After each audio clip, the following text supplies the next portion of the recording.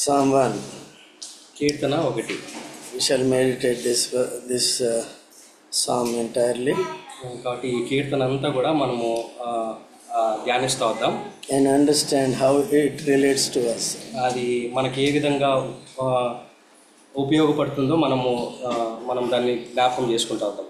To enable our God to worship. దేవుణ్ణి enable us to worship our God.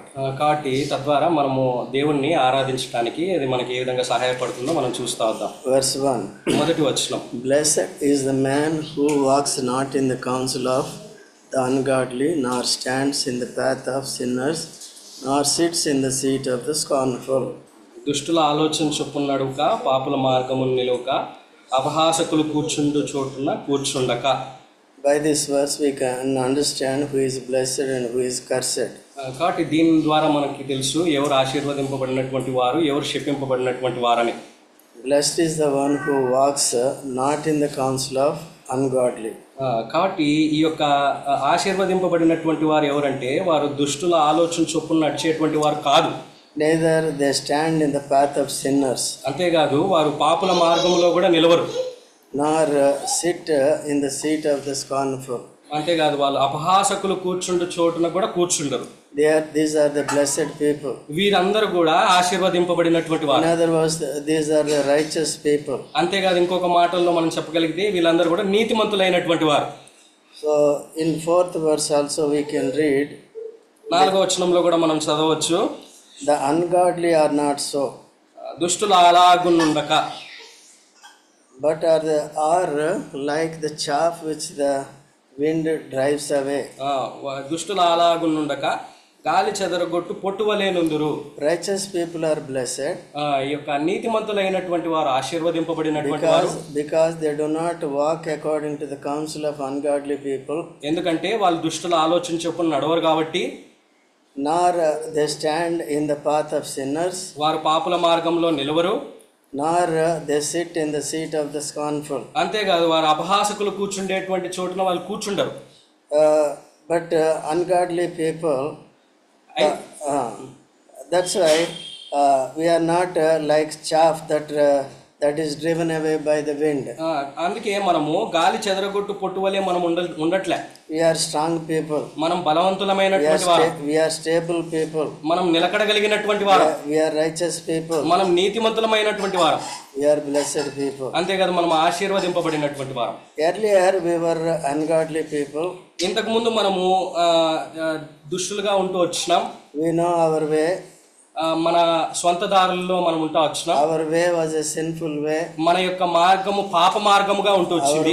Our way was a cursed way. మన మార్గము ఆ యొక్క శపితమైనటువంటిదిగా ఉంటూ వచ్చింది. Because we did not know our Lord Jesus Christ. ఎందును బట్టి అంటే మనం యేసుక్రీస్తు ప్రభువారిని ఎరగనటువంటి స్థితిలో మనం ఉంటూ వచ్చినాం. When we heard about Jesus Christ, ఎప్పుడైతే మనం యేసుక్రీస్తు ప్రభువారి గురించి మనం వింటా వచ్చినామో then we understood our way. అప్పుడు మనం ఎటువంటి మార్గంలో ఉన్నామో అర్థం చేసుకుంటా వచ్చినాం. Our walk and sitting. మనం ఎక్కడ కూర్చుంటా ఉన్నాము, ఎక్కడ నడుస్తా ఉంటున్నాము అనేటువంటి విషయాల్ని మనం జ్ఞాపకం చేసుకుంటా వచ్చినాం, అర్థం చేసుకుంటా వచ్చినాం. And what was the counsel we were following. అంతేకాదు మనం ఎటువంటి వారితో మనం నడుస్తా ఉన్నాం, ఎటువంటి వారితో మనం కూర్చుంటా ఉన్నాము అనేటువంటిది కూడా మనం గమనిస్తా వచ్చినాం. Ungodly way is a foolish way. కాబట్టి దుష్టుల ఆ యొక్క ఆ మార్గము అది బుద్ధిహీనమైనటువంటి మార్గం అది. So the end of it was eternal hell. కాబట్టి అది దేనికి దారి తీస్తుందంటే అది చివరికి అది నిత్యమైనటువంటి నరకానికి దారి తీసేదిగా ఉంటుంది. So Jesus Christ came into this world. యేసుక్రీస్తు ప్రభువారు ఈ లోకానికి వచ్చినాడు to divert us from the ungodly counsel. కాబట్టి ఈ యొక్క దుష్టుల మార్గములోంచి మనల్ని తప్పించడానికి ఆయన ఈ లోకానికి వస్తా వచ్చినాడు. From the path of the sinners. అంతేకాదు పాపుల మార్గంలోంచి తప్పించడానికి. From sitting with the scornful. అంతేకాదు అపహాసకులతో కూర్చుండకుండా ఉండడానికి. So Jesus Christ came into this world. అందుకొరకే యేసుక్రీస్తు ప్రభువారు ఈ లోకానికి వస్తా వచ్చినాడు. He came from heaven. ఆయన పరలోకం నుంచి దిగి వచ్చినాడు. Being a God. దేవుడై ఉండి కూడా and he humbled himself. ఆయన తన్ను తాను తగ్గించుకొని and he was born in a human flesh. ఆ యొక్క మానవ శరీరములో ఆయన జన్మించినటువంటి వాడుగా ఉంటూ వచ్చినాడు. was born of the virgin. ఆయన కన్యక మరియ గర్భంలో జన్మిస్తూ వచ్చినాడు. without fatherly human intervention. కాబట్టి ఏ విధమైనటువంటి మానవ సంబంధం లేకుండా లేకపోతే పురుషుని సంయోగం లేకుండా ఆయన జన్మించినటువంటి వాడుగా ఉంటూ వచ్చినాడు. He was born by the Spirit of God.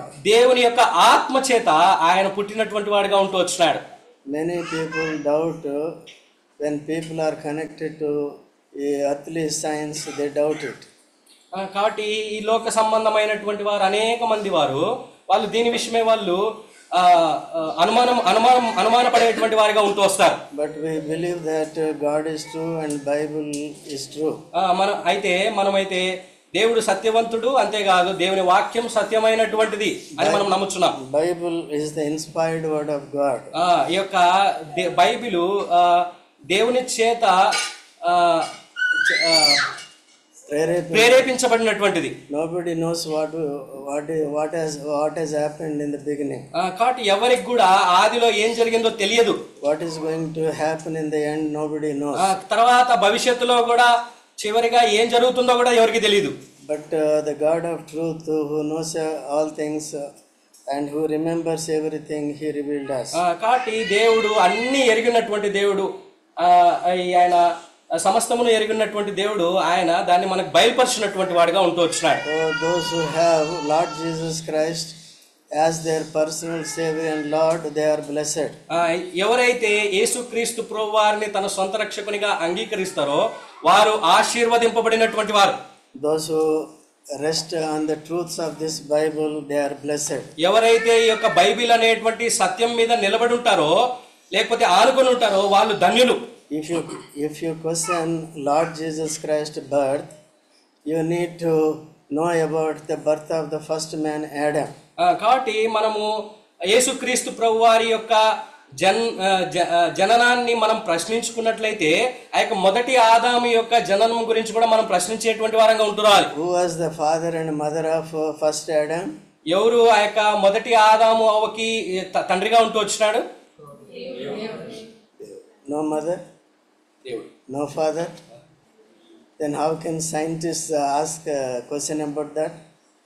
కాబట్టి శాస్త్రవేత్తలు అడుగుతూ వస్తారు కదా, తండ్రి లేడు తల్లి లేడు, ఏ విధంగా వచ్చినారు వాళ్ళు? So God created every creation with his unnatural powers.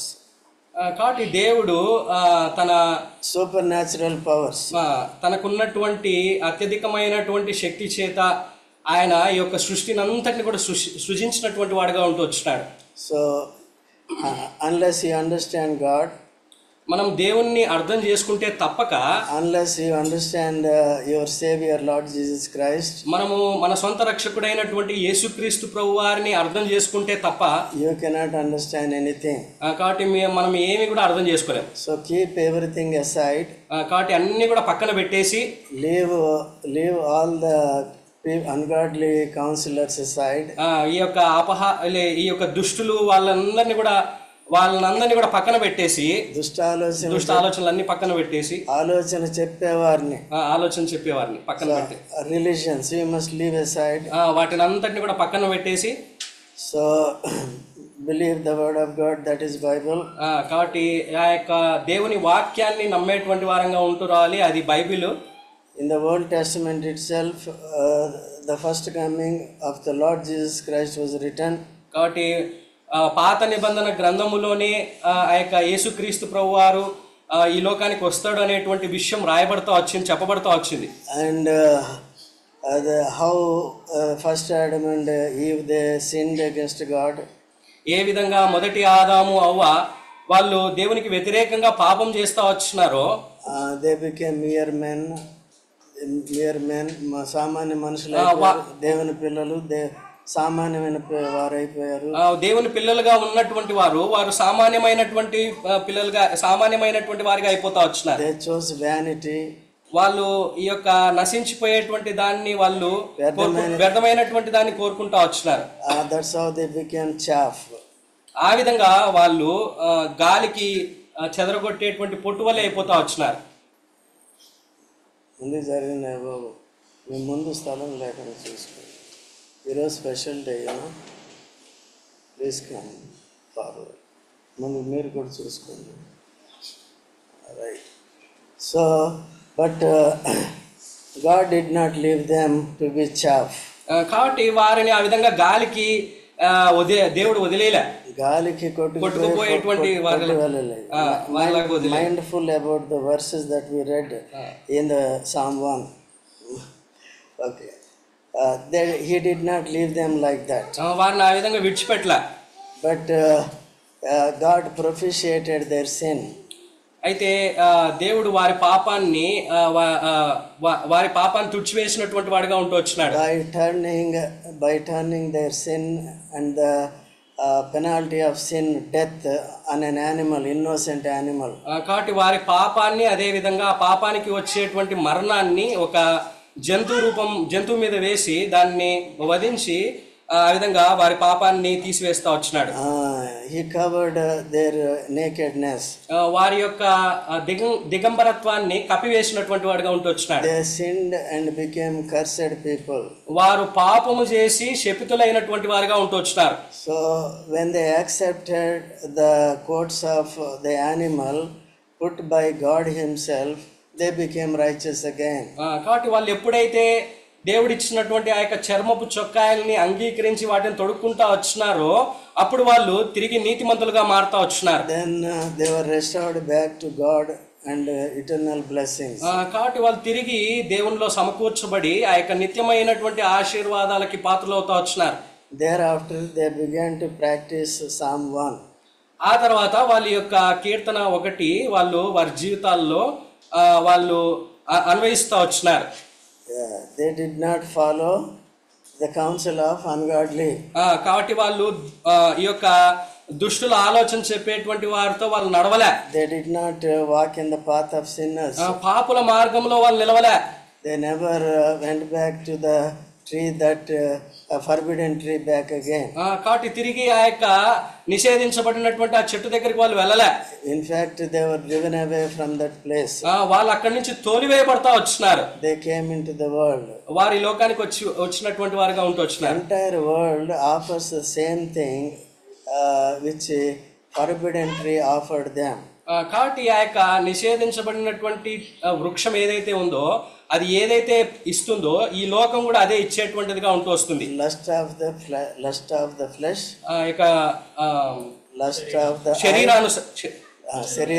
శరీరాశ, నేత్రాశ, జీవపుటము. I am great. నేనే గొప్ప. So everybody thinks like that. కాబట్టి అందరు కూడా అట్లే ఉంటారు. So like that it is working in the world. కాబట్టి ఆ విధంగా ఈ లోకంలో జరుగుతూ వస్తుంది. When we believe on Lord Jesus Christ, మనం ఎప్పుడైతే యేసుక్రీస్తు ప్రభువారిని అంగీకరిస్తామో, like they accepted the skin coats of an animal, ఏ విధంగా అయితే ఆ మొదటి ఆదాము అవ్వ వాళ్ళు ఆ యొక్క చర్మపు చొక్కాయలను అంగీకరిస్తా వచ్చినారో, so similarly if we accept the Christ crucified risen Christ and confess our sins are forgiven. ఎప్పుడైతే మనం కూడా ఆ యొక్క యేసుక్రీస్తు ప్రభువారి యొక్క మరణ పునరుద్ధానాలందు విశ్వాసం ఉంచి ఆయన అంగీకరిస్తామో, మన పాపాలు ఒప్పుకుంటామో, అప్పుడు మనము క్షమించబడతాం. We become righteous people. మనం నీతిమంతులం అవుతా వస్తాం. We are no more ungodly people. మనం ఇంకా ఎప్పటికి కూడా దుష్టులం కాదు. We don't take any ungodly counsel. మనం ఏ విధంగా కూడా దుష్టుల ఆలోచన చొప్పున మనం నడవం. We don't take that path. మనం ఆ యొక్క మార్గంలో వెళ్ళం. The worldly path. ఈ యొక్క లోకానుసారమైనటువంటి ఆ యొక్క మార్గము that offers the lust of the flesh, eye and pride. ఈ లోకానుసారమైనటువంటి ఆ యొక్క మార్గము అది శరీరాశ, నేత్రాశ, జీవపుటంబాన్ని ఇచ్చేటువంటిదిగా ఉంటూ వస్తుంది. So we walk in the paths of God. మనము దేవుని యొక్క మార్గముల్లో నడిచేటువంటి వారంగా ఉంటూ వస్తాం. According to the word of God that shows us time and again.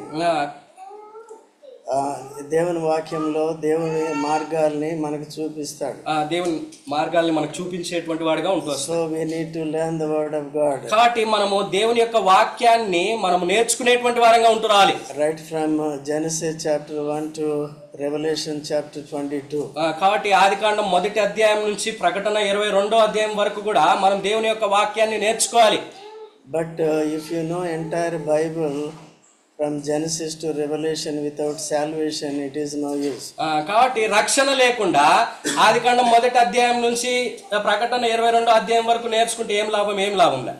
So you need to accept Christ Jesus. అయితే మనము యేసుక్రీస్తు ప్రభువారిని అంగీకరించాలి. Like Adam and Eve accepted coats of an animal.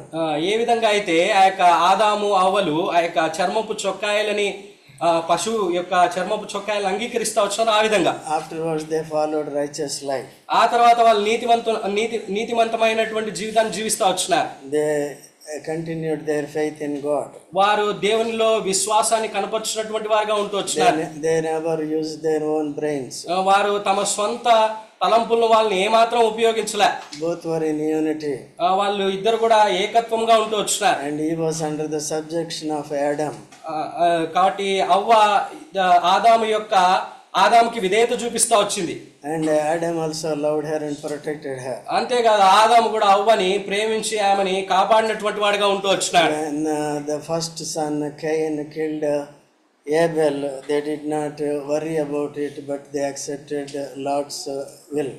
కాబట్టి ఎప్పుడైతే మొదటి కుమారుడైనటువంటి కయీను ఏబేల్ని చంపివేస్తా వచ్చినాడో వారు దాని గురించి చింతించినటువంటి వారుగా లేరు, కానీ దేవుని చిత్తాన్ని వారి జీవితాల్లో అంగీకరిస్తా వచ్చినారు వాళ్ళు.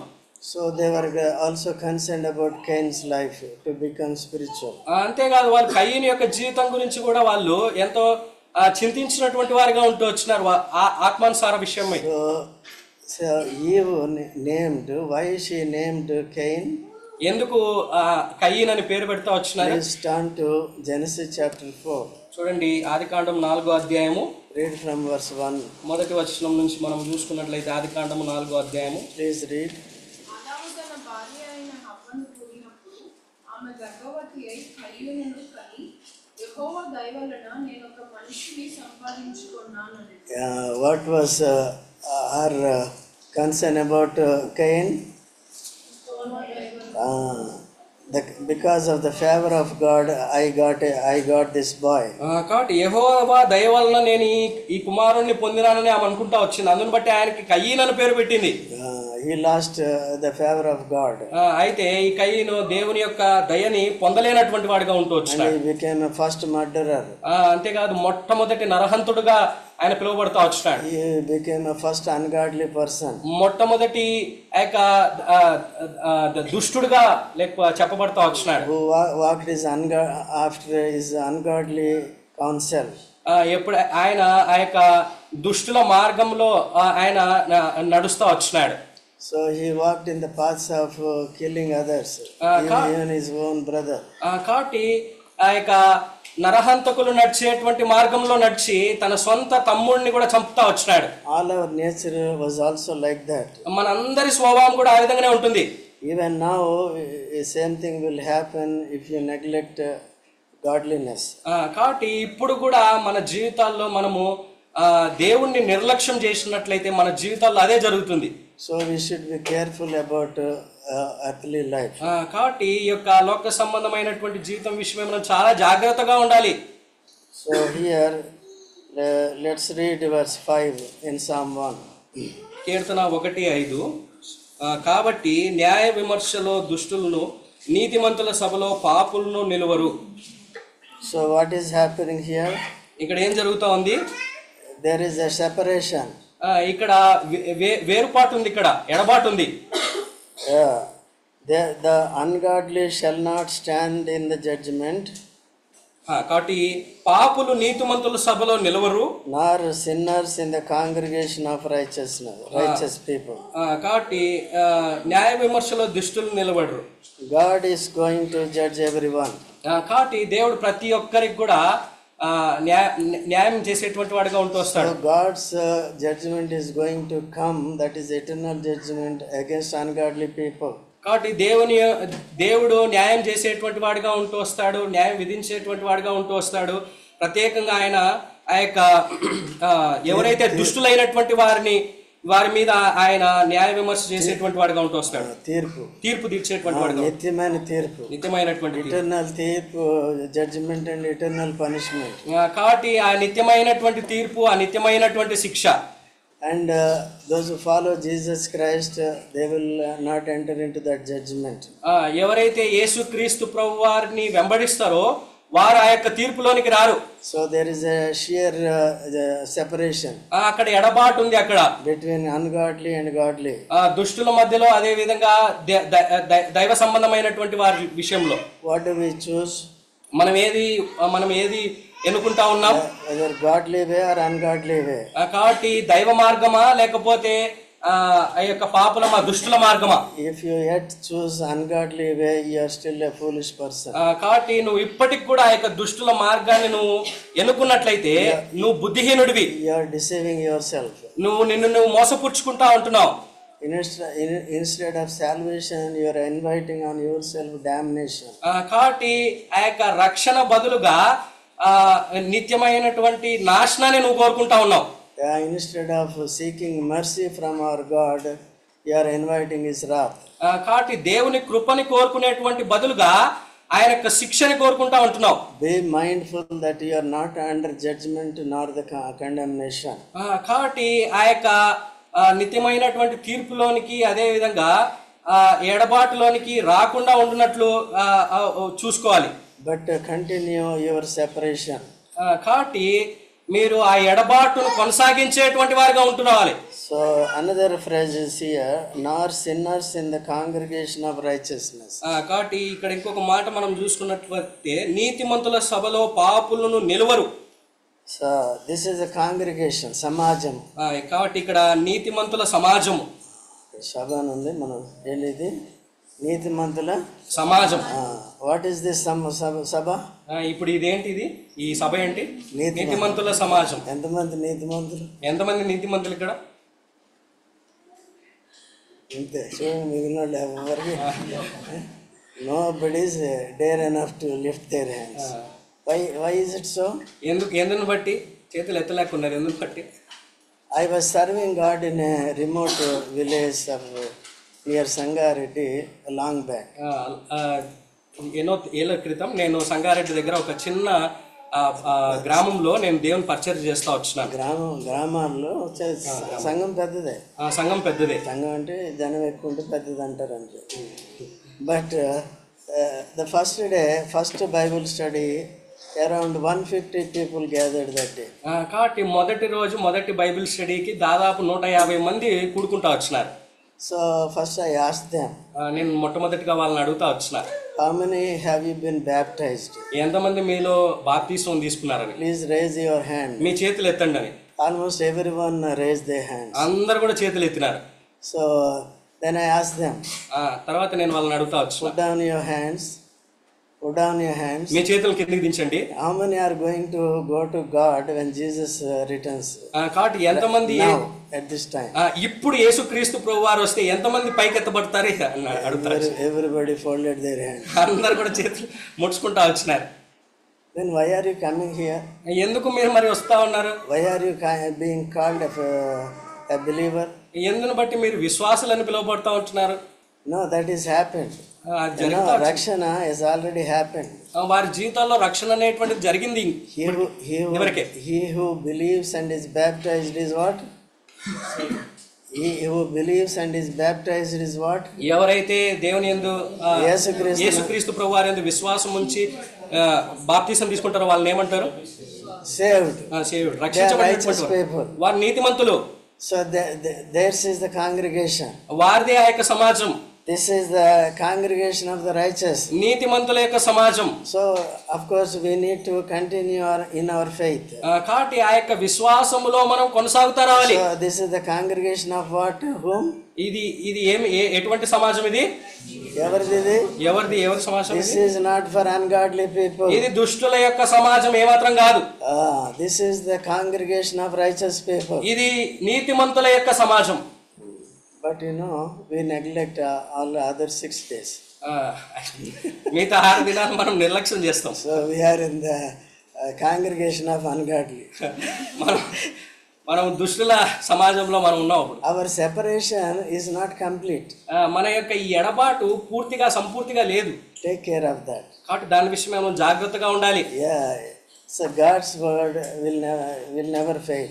కాబట్టి దేవుని మాటలు ఎప్పుడు కూడా తప్పిపోవు. Whatever is written is going to happen. ఈ దేవుని వాక్యంలో చెప్పబడినటువంటి ప్రతిదీ కూడా జరుగుతుంది. So be careful. కాబట్టి జాగ్రత్తగా ఉండండి. So give the first preference for the spiritual things. కాబట్టి మొట్టమొదటి ప్రాధాన్యత దేవుని విషయాలకి, ఆత్మ సంబంధమైనటువంటి విషయాలకి ఇవ్వాలి. Keep everything behind. కాబట్టి మిగతా అన్ని కూడా వెనకలు వేసేయండి, వెనకలు పెట్టండి. So when we put our Lord Jesus Christ and His word and His fellowship, everything gets back. కాబట్టి మనం ఎప్పుడైతే యేసుక్రీస్తు ప్రభు వారిని, ఆయన యొక్క మాటల్ని, ఆయన యొక్క సహవాసాన్ని మనం ముందు పెడతామో అవన్నీ కూడా దాని ఎమ్మడి వచ్చేస్తాయి. Please read last verse, 6th verse. చివరి వచనం 6వ వచనం మనం చదువుకుంటా వద్దాం. నీతిమంతుల మార్గము యెహోవాకు తెలియను, దుష్టుల మార్గము నాశనమునకు నడుపును. God knows the way of righteousness. Righteous people. నీతిమంతుల మార్గం దేవుడికి తెలుసు. We know our end.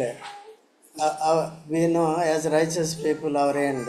కాబట్టి నీతిమంతులమైనటువంటి మనకి మన భవిష్యత్తు ఏంటో లేకపోతే మన అంతం ఏంటో తెలుసు. We are never going to be perished. మనం ఎప్పుడు కూడా నశించిపోయేటువంటి వారంగా మనం ఉండం. Our spirit will never go to hell. కాబట్టి మన ఆత్మ ఎప్పుడు కూడా ఆ యొక్క నరకానికి వెళ్ళదు. Be careful. That's the reason we have accepted Jesus Christ and continue in faith. కాబట్టి జాగ్రత్తగా ఉండండి. మనం అందును బట్టే మనం యేసుక్రీస్తు ప్రభువారిని మనం అంగీకరిస్తా వచ్చినాము. అందును బట్టే మనం ఆయన ఆ విశ్వాసంలో కొనసాగుతూ ఉంటున్నాం. But the way of ungodly shall perish. అయితే ఈ యొక్క దుష్టుల మార్గము అది నశించిపోయేటువంటిదిగా ఉంటుంది. The way itself perish. ఆ యొక్క మార్గమే నాశనం అయిపోతుంది. Our way will never will never be going to perish. కాబట్టి ఈ యొక్క నీతిమంతుల మార్గము లేకపోతే మన మార్గం ఎప్పుడు కూడా నాశనం అయిపోదు. So the way of the righteous is Jesus himself. కాబట్టి ఈ యొక్క నీతిమంతుల మార్గం ఎవరంటే యేసుక్రీస్తు ప్రభువారే. He is not going to be perished. కాబట్టి ఆయన ఎప్పుడు కూడా నాశనం అయిపోయేటువంటి వాడు కాదు. Is he going to perish? ఆయన నాశనం అయిపోయేటువంటి వాడా? So also if we follow him we are not going to be perished. ఆయన నాశనం అయిపోయేటువంటి వాడు కాదు. కాబట్టి మనం ఆయన్ని వెంబడించినట్లయితే మనం కూడా నాశనం అయిపోం. Devil is going to be put in hell. కాబట్టి సాతాను ఆ యొక్క నరకంలో and he will be thrown into త్రోసివేయబడతాడు. and he is going to perish. కాబట్టి వాడు నశించిపోయేటువంటి వాడిగా ఉంటూ వస్తాడు. Those who follow his way, ఎవరైతే ఆ యొక్క మార్గాన్ని వాని మార్గాన్ని వెళ్తారో they are also going to be perished with them. కాబట్టి ఆ యొక్క సాతానుతో కూడా వాళ్ళు కూడా నాశనం అయిపోయేటువంటి వారిగా ఉంటూ వస్తారు. Once we were like that, but in Christ we are not like that anymore. కాబట్టి ఒకప్పుడు మనము ఆ విధంగా ఉంటూ వచ్చినాము. అయితే క్రీస్తులో మనం ఇప్పుడు ఆ విధంగా లేం. What are we going to do in the congregation of righteous? కాబట్టి మనం ఈ యొక్క నీతిమంతుల సమాజంలో మనం ఏం చేస్తూ ఉంటాం? దిక్కులు చూసుకుంటూ కూర్చుంటాం. దిక్కులు చూసుకుంటాం, భోజనం ఎప్పుడు పెడతారు ఇవన్నీ చూసుకుంటాం. We have come here to worship. కాబట్టి మనం ఎందుకు వచ్చినామంటే మనం ఆయన్ని ఆరాధించడానికి వచ్చినాం. Once I was an ungodly person. ఒకప్పుడు నేను దేవుణ్ణి ఎరగనటువంటి వానిగా ఉంటూ వచ్చినాను. అనీతిమంతుడిగా ఉంటూ వచ్చినాను. I do not know your word. మీ యొక్క మాటలు కూడా తెలియనటువంటి వానిగా ఉంటూ వచ్చినాను. Now in Christ, ఇప్పుడు యేసుక్రీస్తు ప్రభు వారిలో by faith, ఆయన యందు విశ్వాసం ఉంచుట ద్వారా make me a righteous person. నన్ను నీతిమంతుడిగా నువ్వు చేస్తా వచ్చినావు. Otherwise I was like a chaff that was driven away by wind. లేకపోతే నేను ఆ గాలి చెదరగొట్టు పొట్టువలే నేను ఉంటా వచ్చిన.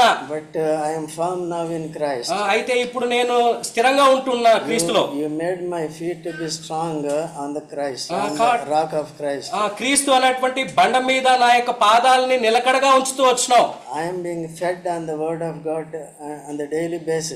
ప్రతి దినము ఆ యొక్క దేవుని వాక్యము చేత నన్ను నింపుతా ఉంటున్నావు.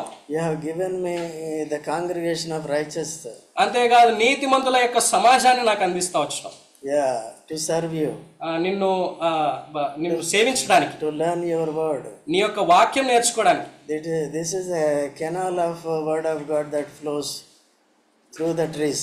కాబట్టి ఇది ఆ యొక్క చెట్ల మధ్యలో నది వలె ప్రవహించేటువంటి ఆ యొక్క చెట్ల మధ్యలో ప్రవహించేటువంటి ఆయన వాక్యం ఇది. This is one of the canals. ఇది ఒక కాలువ. Church means the meaning is that. యొక్క సంఘం అంటే అర్థం అదే, కాలువ అని అర్థం. But you don't have thirst. కానీ మీకైతే ఆ దాహం లేదు. You have thirst for other things.